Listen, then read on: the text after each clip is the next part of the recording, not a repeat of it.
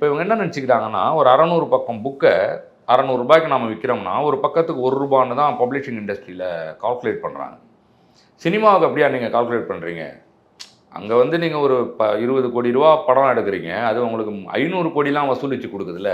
அங்கே வந்து அந்த இவ்வளோ ஃபிலிம் ரோல் எத்தனை அடி எடுத்திருக்காங்க அப்படி கணக்கு பண்ணுறது இல்லை. அதை விட இது இன்டெலெக்சுவல் ப்ராப்பர்ட்டி இல்லையா?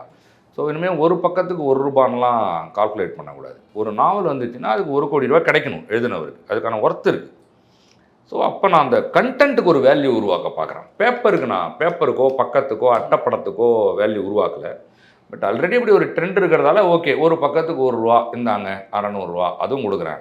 ஆனால் இந்த வேல்யூ தெரிஞ்சு யாராவது இருக்கீங்களா?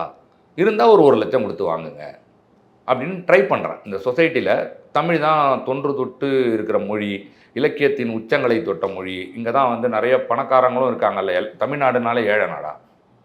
இல்லை. அப்போ நம்ம என்ன பேர்னா சொமாலியா, வெனிசுலா அது மாதிரி பஞ்சத்துலையா தவிச்சுக்கிட்டு இருக்கோம். அப்போ இலக்கியமும் தெரிஞ்சு கொஞ்சம் பணக்காரங்களும் இருந்து இந்த கண்டென்ட்டுக்கு வேல்யூ கொடுக்க தெரிஞ்ச 10 பேர் இருக்காங்களான்னு நான் ஒரு செக் வைக்கிறேன்.